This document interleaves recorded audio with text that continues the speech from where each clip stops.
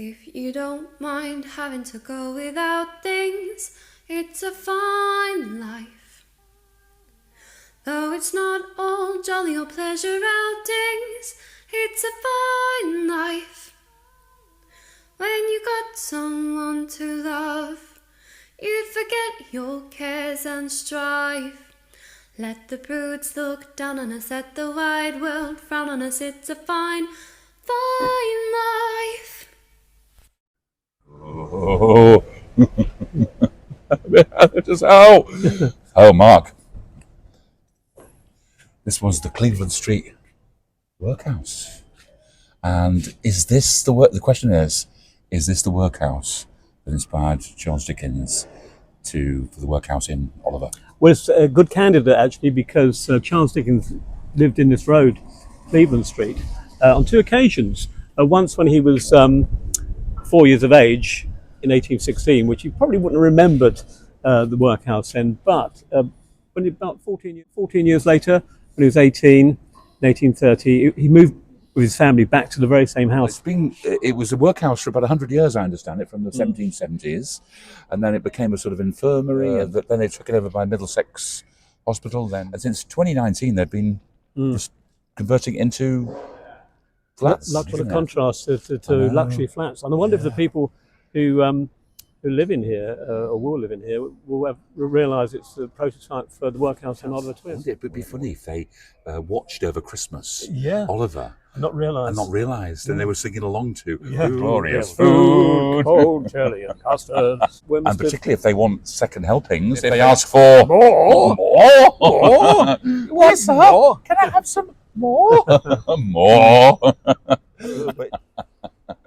Well, no laughing matter, really. No, but a terrible life. But it's a movie that we both associate with Christmas, isn't it? Yes, very much. This is why we're doing this. Not to get too sort of technical about the wonderful book that's from the source, but the movie, the music, and the movies made it something else. The musicals, something else. Both a favourite with us, and we both remember singing it at Christmas. Yeah, we always used to show it at Christmas, didn't they? Time and time again. I lost count before it was shown on television. I think you said it was shown in 1976. Well, on TV in Britain, first time it was shown on TV was 1976. Right. But they've been out there, been 8 years. They used to show things every year in the cinema, didn't they? I used to go and see a lot of film. I'm sure Oliver, I'd seen it many times before I saw it on television in the movies. Christmas reference in the book or the film. There's a bit of snow, isn't there? A bit of snow. When he gets kicked out of the workhouse for asking for more. Or for sale. That's right. 25 minutes of the movie are basically him at the workhouse, born in the workhouse. It doesn't really go into the backstory of the too much, does it, really, until later on? It's all sung through as well. The first 25 minutes is almost all sung through. It's very little dialogue.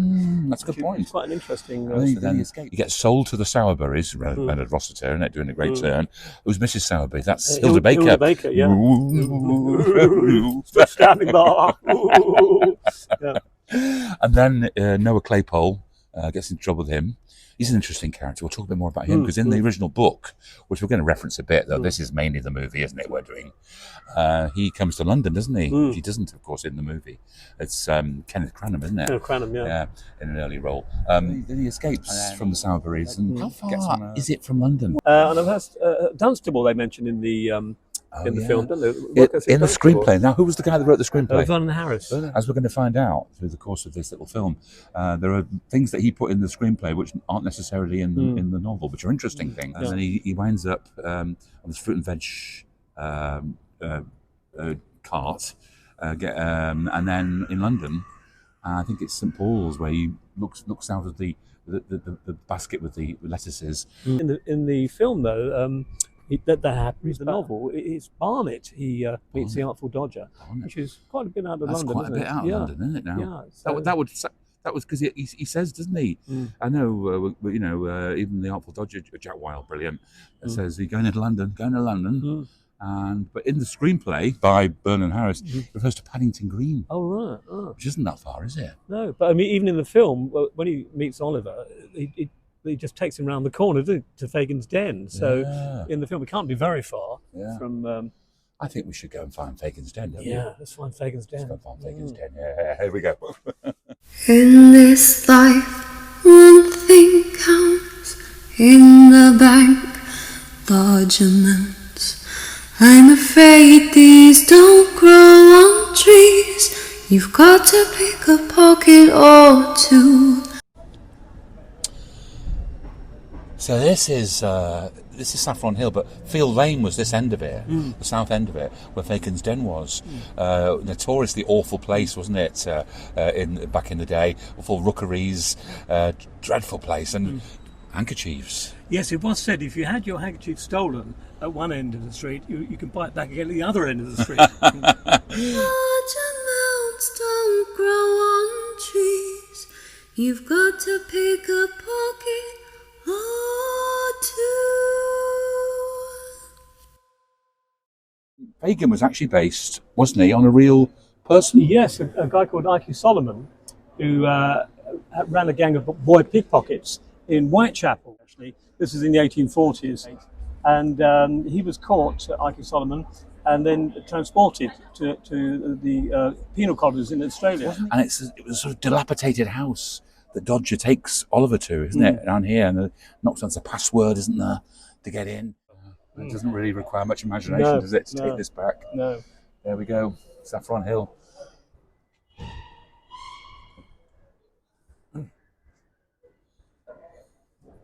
Here we are on Hatton Garden, which is famous for its jewellers, isn't it? Yes. And after Oliver is mistakenly identified as the thief of the guy outside the bookshop. Where was the bookshop, that by was the way? Clerkenwell Green, which is a bit to the west of here, by St Paul's. Okay.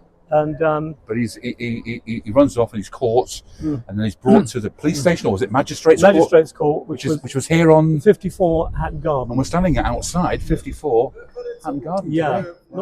not the original building I used to had, but it was the magistrate Fang.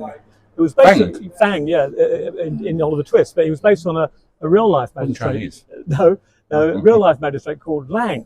Who That's was deliberate sort of piss taking. Yes, I think so, and I think he was removed from office when Oliver Twist the novel came out.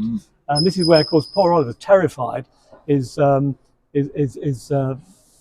think a sentence, isn't he, by the magistrate Fang. Hugh Griffiths. Yeah, played the drunk, didn't he? The drunk magistrate who Having a sly he had this sort of like glass or something behind the desk. like a lifting desk, and he would excuse me a moment, I just want to consult some papers, and he'd go under and he'd have a sort of a glass of sherry, wouldn't he, and then drink it up, and then yes, where was I? Hang him. Mr. Brownlow was there as well. He was saying, "This is outrageous. How dare you treat a young boy like this?" You know. And then, of course, Brownlow takes him into his care after that. And takes him back. Who will buy my sweet red roses, 2 blooms for a penny? Who will buy my sweet red roses, 2 blooms for a penny? Would you buy me any milk today, mistress? Any milk today, mistress? My sweet red roses, any milk today, mistress? Who will buy? Who will buy? Who will buy? Who will buy? Who will buy? This wonderful morning. All right. Well, as we know, this movie was all filmed at Shepperton, wasn't it? Yeah, it's all film sets. Yeah, every single bit.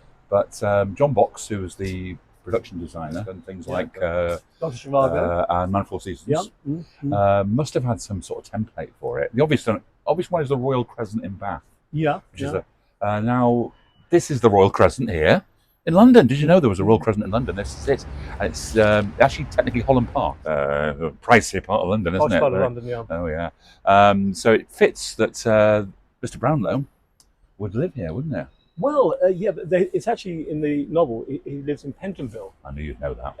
But I don't think there's any presence in Pentonville. But Vernon Harris, it is Vernon Harris, isn't it? Yeah. He references Bloomsbury Square. Which is odd because it's not a square; it's a crescent, isn't it? You know. Yeah. And I don't think Bloomsbury Square is even mentioned in the novel. And we know Bloomsbury Square, don't we? It's near the British Museum, isn't it? So why you should choose that, and then why should you call it a square? Then just go and make us a crescent. You can see the model of it as well, you know. So I don't know. Well, you know. Anyway, that's just the screenwriter come up with that name. But we're referencing the novel, but obviously we are keeping to the wonderful movie musical, and it's this scene is the beginning of Act 2 after the intermission. Yes. Remember them? Yes, Intermissions, ice creams, Kiora. Yeah. It's a long film, 2.5 hour film, isn't it? Yeah. So this was the set piece thing where Oliver wakes one morning, looks out the window, and it's all lovely, isn't it? It's this contrasting this life to the workhouse and even at Fagin's den and all that.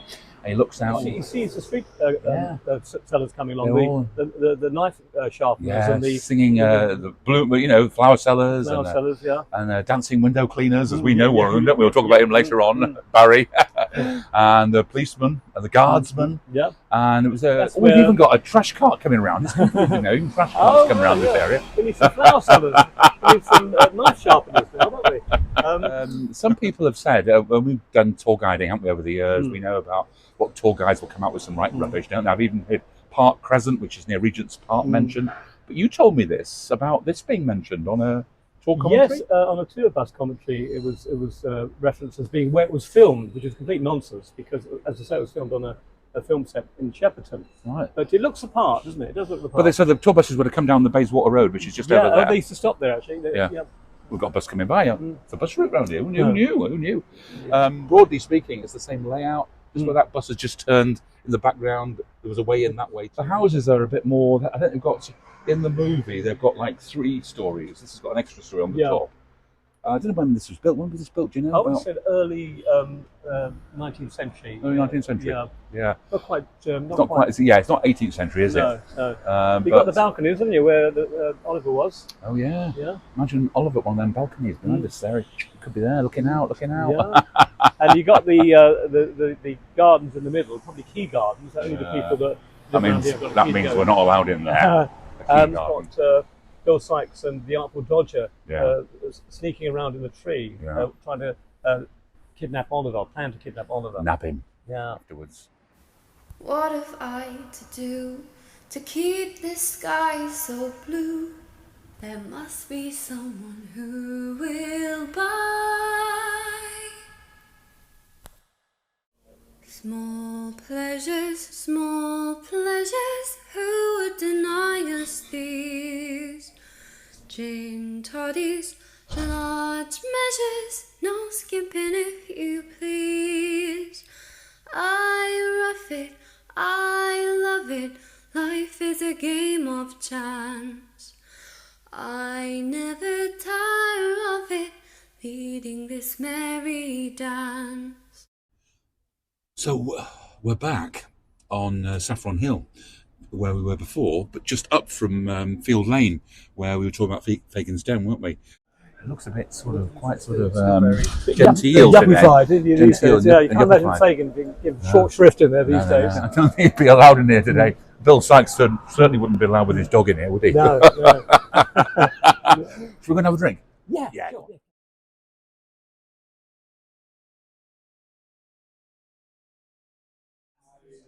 Cheers, Mark. Cheers.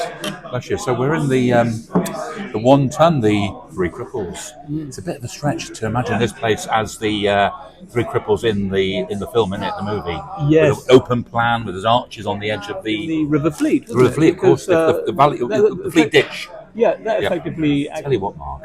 I wish there was some women that looked a bit like Nancy in it. I remember having a little bit of a crush on Shani Wallace. Oh really? Yeah, definitely. It was the red hair and the red. She wrapped up the part well, didn't she? Because she was. Yeah. You could believe her, couldn't you? Yeah. You could believe her as a heart of the heart. Yeah. Because I think that there were propositions that Judy Garland would play the part and Julie Andrews, which they never would have pulled it off. I think she was pretty unknown. I think she'd done a lot of musical theatre. Yeah. But she was not. I think she's brilliant. Shani Wallace. Here's you, Shani. Bless you. She's still with us. Thank you. Papa, that's how it goes. Papa, everyone knows. They all suppose what they want to suppose. For Nancy wants to get him back reunited with Brownlow again, doesn't she? So she sees an opportunity to do the Papa routine. Yeah. Anyway, she gets him away, doesn't she? And where do they go next? London Bridge.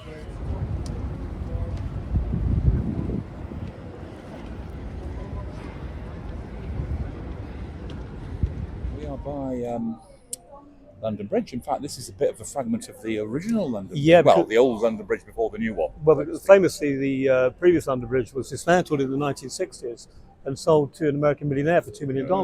But one bit survived in London. This is this bit here, from the John Rennie Bridge. I've heard about the Nancy Steps. Mark, show me the Nancy Steps. Certainly.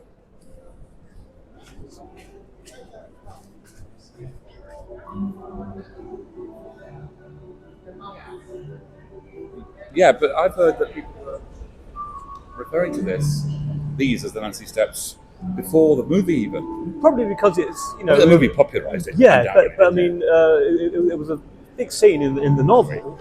In the movie, of course, Nancy comes alone to meet Brownlow here. And then she's followed by Dodger, isn't it? And Charlie, is it? The two of them. Yes, that's right. But of course, in the book, it's Noel Claypole, Claypole. is the one listening in, isn't he? Who was, of course, the apprentice to Sowerberry.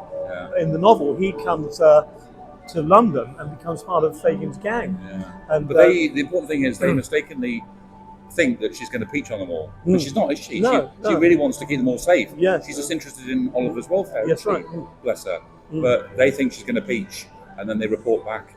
And that's the end of Nancy.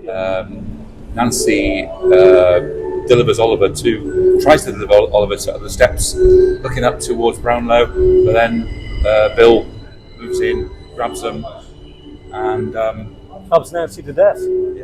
But that scene in the movie, it's quite brutal, isn't it? I remember her. And this is quite an early memory. I Horrific. thought that was horrific. Yeah.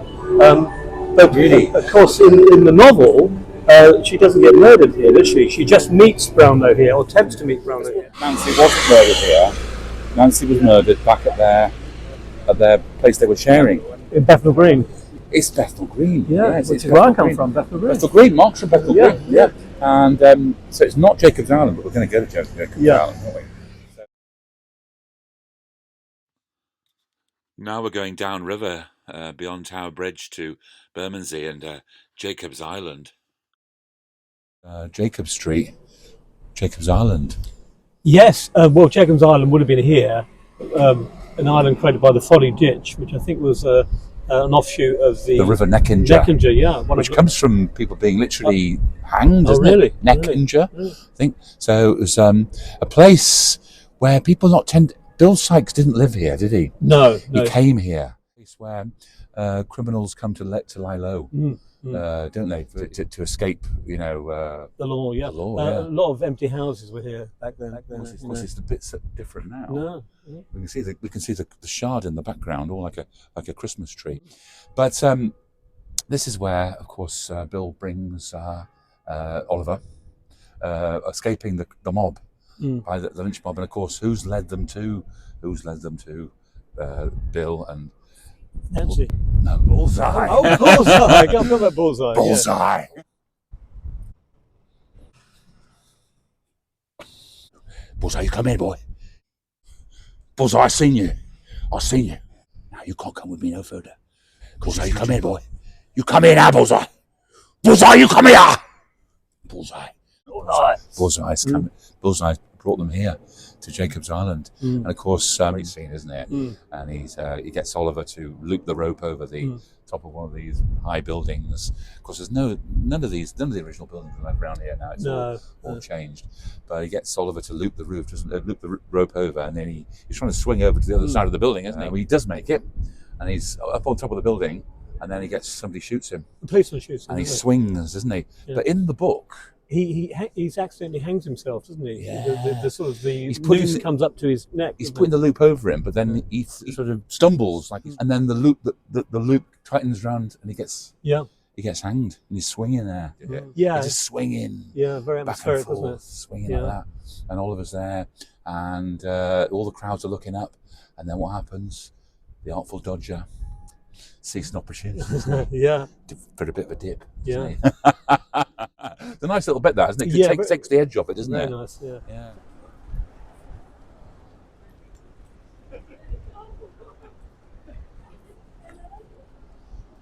So, Mark, we're on London Bridge, and we're back on London Bridge again. It's the final scene, isn't it? Yeah, this is the north side of London Bridge, where in the movie, when Fagin is on the run from the mob that kills Bill Sikes.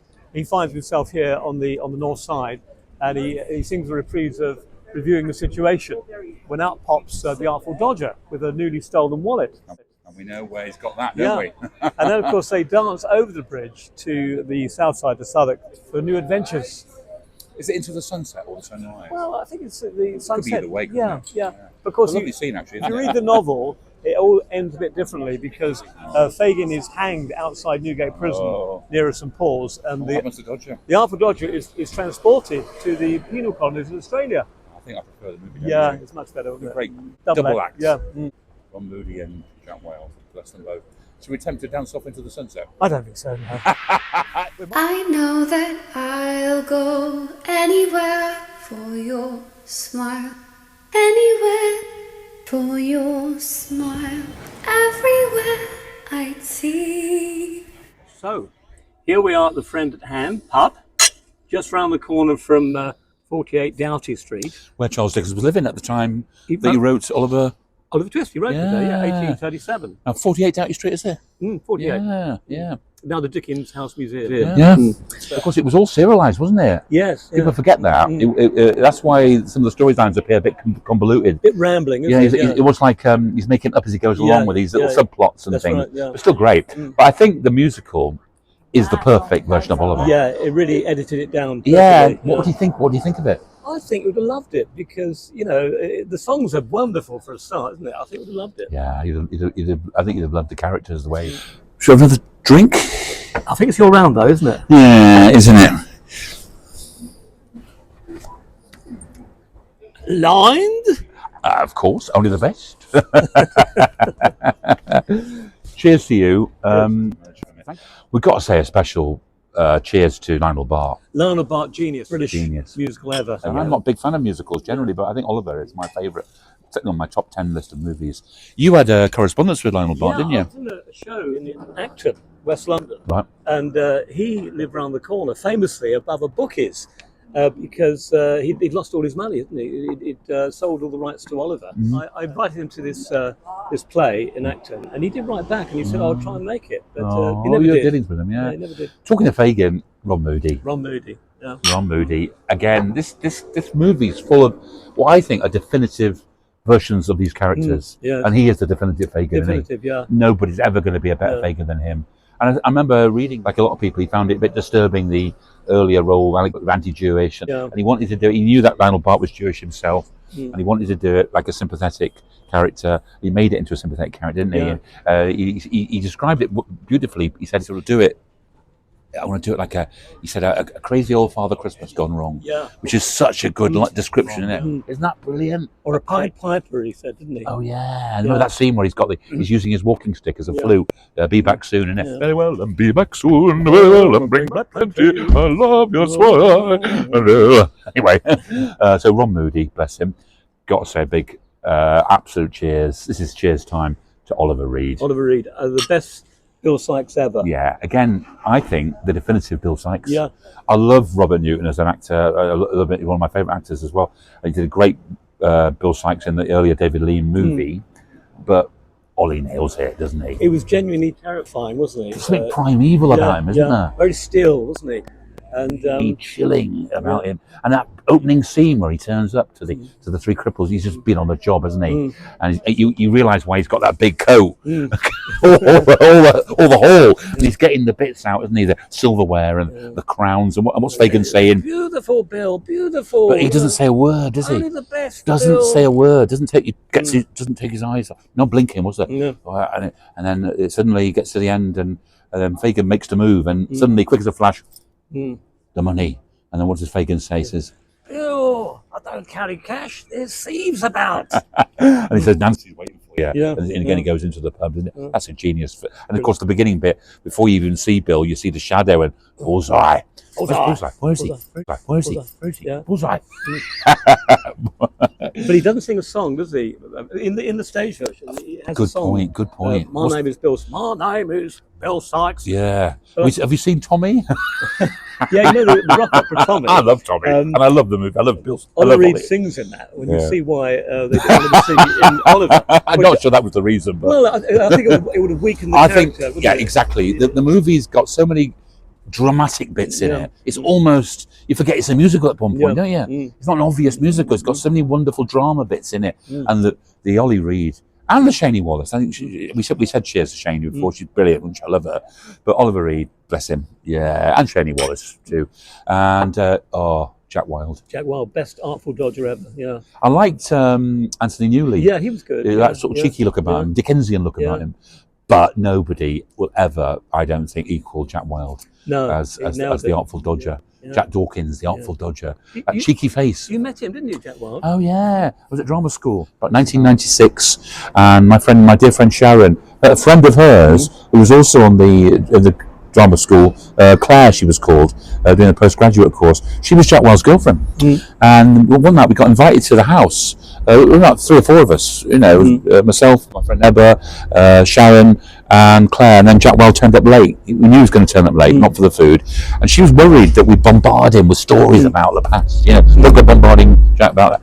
But he turned up with his little Shih Tzu under his arm, and he still looked recognisably him, and he was the first to bring it up. He loved talking about it. I remember saying about Ron Moody. He said, Ron was the best. I love Ron. He couldn't be nicer. I asked him about Oliver Reed as Bill Sykes, and he said, scary. But he didn't mean nasty. He just meant he liked Oliver Reed. He really liked him a lot. But he just said with the character was like, work it up opposite that. It was like, wow. So Jack Wilde. Jack Wilde. We've got to say a special, haven't we, to our mate Barry. Barry Marks, who we worked with as tour guides. Yeah. And he had a part in the film, but not a major part. He was always proud about being in the film, wasn't he? About it. He was a dancer. Yeah. He was in. How old would he have been in Oliver? About 27 in his 20s. Yeah. So we recognised him, and we found him, there's a little still of him, and he was years before we knew him. Of course, we knew him, 15 years ago. And he's passed away now, bless him. He's one of the dancing window cleaners. Yeah. But what about, we've got to say this, what about Mark Lester? Mark Lester, he was passable, but he wasn't convincing as a sort of workhouse boy, was he? Just like the earlier film, that David Lean film, it's a posh boy in that, isn't he? Yeah. And they've got another posh boy. He looks angelic, doesn't he? But he's not quite, you don't really quite buy it that he's the sort of born in a workhouse, do you? No. Anyway, we can forgive that because it's great, and he looks angelic, doesn't he? You feel sorry for him, don't you? You do. What a lovely film! Beautiful. As I say, it's a film we both associate with Christmas. Listen, we both hope, don't we, that you've enjoyed watching this. You stayed with us to the end, and you've enjoyed Mark's hat. You know what you said to me before? Wearing that top hat, doing my Bill Sykes impression. And who did you say I look like? Oh, Lee Marvin in Paint Your Wagon. Honest, I Ben don't know. Rumsfeld, I don't know what he's talking about. I was born under a wandering star. Wrong musical. Yeah. I saw that pretty early on. But thank you so much for giving us your time. Go and watch Oliver now. We will, won't we? We're going to get another drink in. Yeah. And it just remains to say, please do like this video. If you like subscribe, it. It really helps, honestly. If you want more, we'll do some more. I do the Mermaid Tavern things about the Beatles, and I hope you're still with us. If you're a Beatles fan, you haven't disappeared. Will be more Beatles stuff coming the way. We've just been to Abbey Road, haven't we? Yes, Abbey Road. But all it remains to say is Happy Christmas to you. Happy Christmas. Happy Christmas. Happy Hanukkah. Happy Hanukkah. And we should have a little song at the end. What should we sing? Consider yourself. Oh, mate. Consider yourself one of the family. We don't have no fun. It's clear we're gonna get along. Consider yourself well in. Consider yourself part of the furniture. We don't want to have much fun. It's clear we're gonna get along. I'd risk everything for one kiss. Everything. Yes, I'd do anything for you. And that means back it up. Nobody's safe, Dodger. Nobody.